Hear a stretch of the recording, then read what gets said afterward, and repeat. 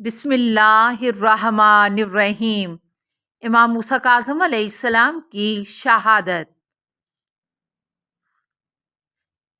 کئی سالوں کی اذیت اور آزار کے بعد ہارون کے حکم سے امام کو انگور یا خرمے میں زہر ملا کر 25 رجب سن 183 ہجری کو شہید کیا گیا۔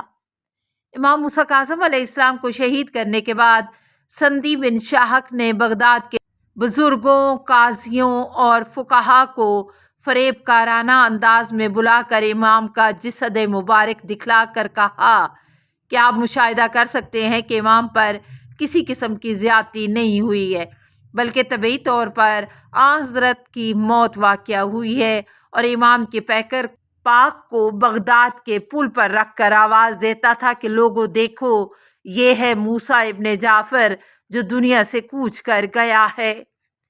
امام علی رضا علیہ السلام کفن دفن اور نماز کے لیے مدینہ منورہ سے بااجاز پہنچ گئے اور آپ نے اپنے والد ماجد کو سپرد خاک فرمایا۔ تدفین کے بعد امام علیہ السلام مدینہ منورہ واپس تشریف لے گئے۔ جب مدینہ والوں کو آپ کی شہادت کی خبر ملی تو کوہرام برپا ہو گیا۔ نوحہ اور ماتم اور تعزیت کا سلسلہ مدتوں جاری رہا۔ امام موسیٰ ابن جعفر علیہ السلام کے حکمت آمیز اقوال، صالح افراد کے ساتھ اٹھنا بیٹھنا فلاح اور بہبود کی طرف دعوت دیتا ہے۔ علماء کا ادب کرنا عقل میں اضافے کا سبب ہے۔ جو شخص اپنے غیظ و غضب کو لوگوں سے روکے تو قیامت میں خدا اس کو اپنے غضب سے محفوظ رکھے گا۔ معرفت الہی کے بعد جو چیزیں انسان کو سب سے زیادہ خدا سے قریب کرتی ہیں وہ نماز، والدین کے ساتھ اچھا برتاؤ، حسد نہ کرنا، خود پسندی سے پرہیز کرنا، فخر و مباحات سے اجتناب کرنا۔ مخلوقات کا نصب العین اطاعت پروردگار ہے۔ اطاعت کے بغیر نجات ممکن نہیں۔ اطاعت علم کے ذریعے حاصل ہوتی ہے، علم سیکھنے سے حاصل ہوتا ہے، علم عقل کے ذریعے حاصل کیا جاتا ہے۔ علم تو بس عالم ربانی کے پاس ہے، یہ عالم کی معرفت اس کی عقل کے ذریعے سے ہے۔ تمہارے نفس کی قیمت تو بس جنت ہے، پس اپنے کو جنت کے علاوہ کسی اور چیز کے بدلے نہ فروخت کرو۔ نعمت اس شخص کے پاس رہتی ہے جو میانہ روی اور قناعت کو اپناتا ہے، اور جو شخص بے جا مصرف اور اسراف کرتا ہے تو اس سے نعمت دور ہو جاتی ہے۔ امانت داری اور سچائی رزق مہیا کرتے ہیں، خیانت اور جھوٹ فقر اور نفاق پیدا کرتے ہیں۔ عاقل وہ ہے جسے رزق حلال شکر سے باز نہیں رکھتا اور نہ کبھی حرام اس کے صبر پر غالب آتا ہے۔ علی بن یقطین سے فرماتے ہیں ظالم بادشاہ کی نوکری کرنے کا کفارہ یہ ہے کہ تم اپنے بھائیوں کے ساتھ احسان کرو۔ جو شخص حمد و ثناء پروردگار اور رسول خدا صلی اللہ علیہ وسلم پر درود و سلام بھیجے بغیر دعا مانگتا ہے وہ بالکل اس شخص کے مانند ہے جو بغیر ہدف کے تیر چلائے۔ غور و فکر کرنا نصف راحت ہے اور لوگوں سے محبت کرنا نصف عقل ہے، کیونکہ لوگ تمہیں تمہارے عیوب سے آگاہ کریں گے اور یہی لوگ تمہارے حقیقی مخلص ہیں۔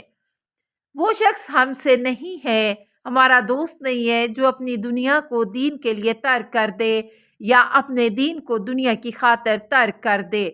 لیس منا من لم یحاسب نفسہ کل یوم، جو شخص ہر روز اپنے نفس کا محاسبہ نہ کرے وہ ہم میں سے نہیں ہے۔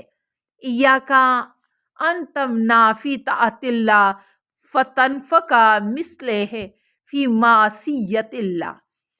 اطاعت خدا میں مال خرچ کرنے سے پرہیز نہ کرو ورنہ دو برابر خدا کی معصیت میں خرچ ہو جائے گا۔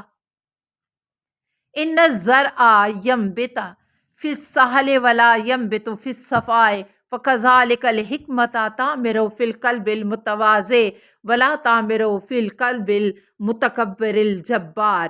جس طریقے سے زراعت نرم زمین میں ہوتی ہے نہ کہ سخت زمین میں، اسی طرح سے علم و حکمت متواضع انسان کے دل میں پروان چڑھتے ہیں، نہ کہ متکبر اور جبار کے۔ المومن مثل الکفتہ المیزان کلما زید فی ایمانہ زید فی بلائے۔ مومن ترازو کے دو پلڑوں کے مانند ہے، جتنا ایمان میں اضافہ ہوگا اتنا بلا و مصیبت میں بھی اضافہ ہوگا۔ المصیبت للصابر واحدۃ وللجازل اثنان۔ صبر کرنے والوں کے لیے ایک مصیبت ہے، لیکن جزا اور فضا کرنے والوں کے لیے دو مصیبتیں ہیں۔ حوالہ جات: ان کتابوں اور دلائل کا مجموعہ جن سے حضرت امام موسیٰ کاظم علیہ السلام کے حالات و واقعات کو بتانے کے لیے استفادہ کیا گیا۔